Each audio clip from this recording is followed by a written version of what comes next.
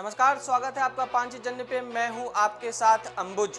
पिछले कई वर्षों से लगातार हम यह देख रहे हैं कि किस प्रकार से भारत में हिंदुओं के त्योहार को निशाना बनाया जा रहा है।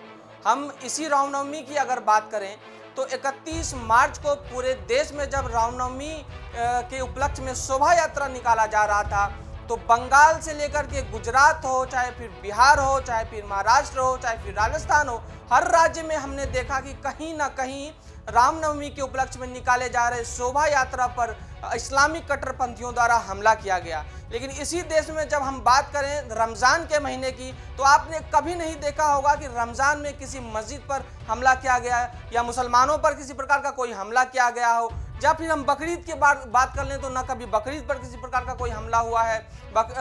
या फिर हम मुहर्रम की बात कर लें, जब मुहर्रम के उपलक्ष्य में मुस्लिम समुदाय के लोग सड़कों पर ताजिया लेकर के निकलते हैं, तो कभी ऐसी घटना नहीं हुई जब कोई हिंदू व्यक्ति या फिर कोई अन्य व्यक्ति ही मुहर्रम के ताजिया जुलूस पर हमला किया हो।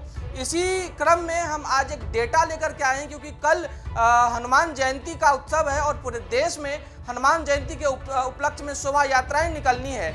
लेकिन रामनवमी की घटना को देख करके एक बार फिर से लग रहा है कि हनुमान जयंती के उपलक्ष्य में भी कहीं ना कहीं पत्थरबाजी जरूर होगी।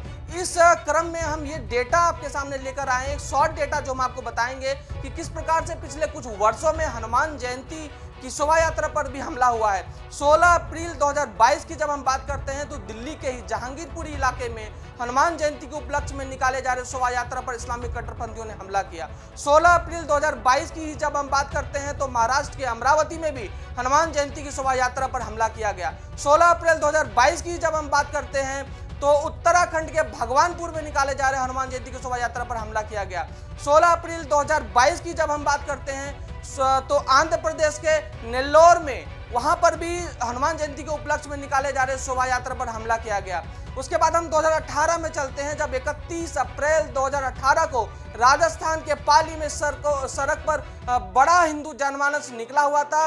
हनुमान जयंती के उपलक्ष्य में उल्लास के साथ शोभा यात्रा में शामिल हो रहा था। उस वक्त भी मस्जिद के छतों पर से हिंदू जनमानस पर पत्थरबाजी की गई।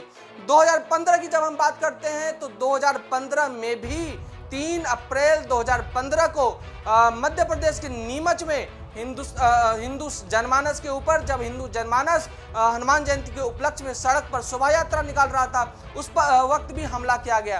तो ये तो एक डेटा था। लेकिन जब हम पत्थरबाजी की बात करते हैं तो हमारे जहन में कहीं ना कहीं पहले कश्मीर की छवि आती थी। लेकिन पिछले कुछ वर्षों में हमने ये देखा कि कश्मीर से पत्थरबाजी तो गायब हो गई, लेकिन वो चाहे बिहार हो, चाहे फिर बंगाल हो, चाहे फिर आसाम हो, चाहे फिर महाराष्ट्र हो, मध्य प्रदेश हो, गुजरात हो, राजस्थान हो, हर राज्य में पत्थरबाजी की घटनाएं बढ़ी है। तो क्या हम ये मान लें कि हिंदुओं के इस देश में, हिंदू बहुसंख्यक देश में, हिंदू ही सुरक्षित नहीं है?